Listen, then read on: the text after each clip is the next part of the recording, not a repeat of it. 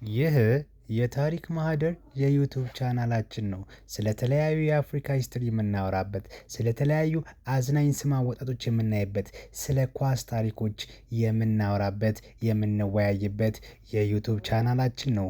ዛሬ እንደ መወያያ ያመጣሁላችሁ ካንጋሮ የሚለው የስም አወጣጥ ነው።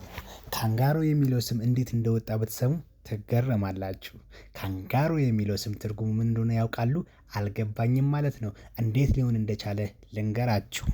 እንደ አውሮፓውያን አቆጣጠር በ1770 አካባቢ እንግሊዛዊው አሳሽ ካፒቴን ጄምስ ኩክ ለመጀመሪያ ጊዜ አውስትራሊያ በደረሰ ጊዜ በሆዳቸው ከረጢት ውስጥ ልጆቻቸውን ይዘው የሚዘሉትን እነዚህን እንግዳ እንስሳ ያያል።